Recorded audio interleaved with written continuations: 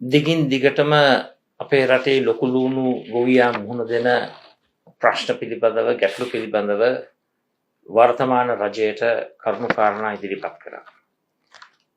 අද වන විට කිසිම ප්‍රායෝගිකත්වයකින් තොරව ලොකු ලුණු මිලදී ගැනීම සඳහා රජය අමුතුම ආකාරයේ කොන්දේසි පනවලා තිබෙනවා.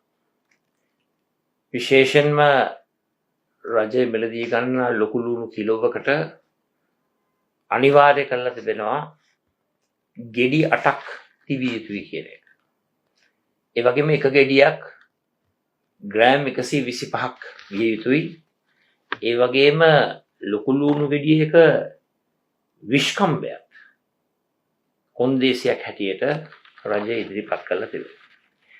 අපට මතක් වෙනවා ගෝඨාභය රාජපක්ෂ ජනාධිපතිවරයාගේ සමයේ පොල් ගෙඩියක වට ප්‍රමාණය පිළිබඳවත් ඒ අනුව මිල නියම කරපු ආකාරයත් එදා ඒ දේ සිදු වුණා. එදා ඒ දේ විවේචනය කරපු විපක්ෂයේ හිටපු කණ්ඩායම අද රාජ්‍ය බලය ලබාගෙන ගෝඨාභය රාජපක්ෂගේ අඩිපාරෙම මිල තීන්දුව කිරීමේ කොන්දේසි පැනවීමේ ප්‍රතිපත්තිය ක්‍රියාත්මක කිරීම විහිළු සහගත කාරණාවක් බවට අදපත් වෙලා තිබෙනවා. විශේෂයෙන්ම අපි මේ දකින්නේ මේ කොන්දේසි ඉදිරිපත් කිරීම තුළ ලොකු ලුණු ගොවියගෙන් ලොකු ලුණු මිලදී ගැනීම වළක්වාලීම සඳහා අවම කරලීම සඳහා යොදවාගත්ත උපක්‍රමශීලී කොන්දේසි මාලාවක් හැටියටයි අපිට හඳුන්වන්නට පුළුවන්.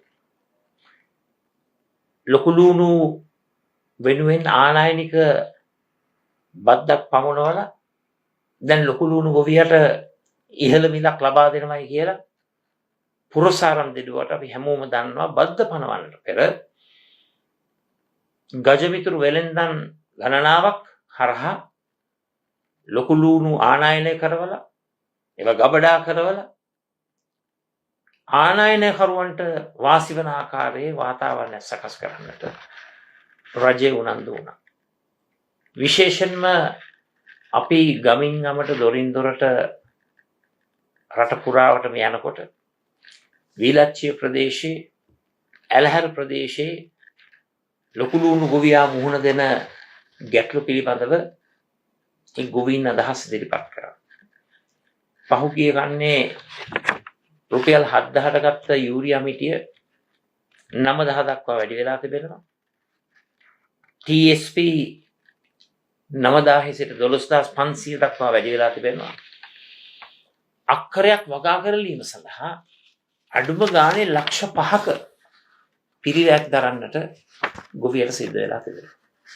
ඊට අමතරව වනසතුන්ගෙන් සිදුවෙන හානි, කාලගුණික ගැටලු ඇතුළු කරුණු කාරණා රැසක් නිසා ගොවියාගේ නිෂ්පාදනයට නිසි මිලක් ලැබුණේ නැහැ.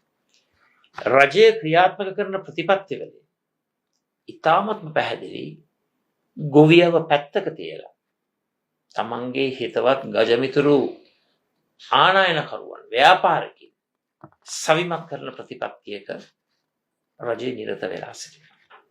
රජයට කියන්න කැමති ඔබගේ ප්‍රතිපත්තිවල අඩංගු කරේ ගොවියට ශක්තියක් ලබා දීම මිස ගොවියාගේ ජන ජීවිත විනාශ කිරීම නෙවෙයි. ඒ අයට ලැබුණු ආදායම් මාර්ග අහිමි කිරීම නෙවෙයි.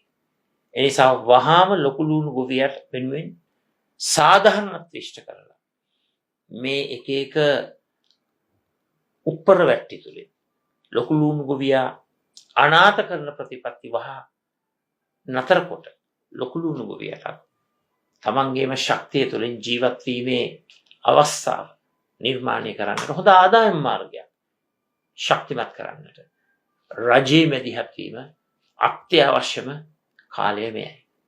කරුණා කරලා බොරු දේශපාලන ක්‍රියාත්මක කරන්න නැතුව වංචාකාරී පච දේශපාලන ක්‍රියාත්මක කරන්න නැතුව ලොකු ලුණු ගොවියා රැක ගන්නට කටයුතු කරන්න.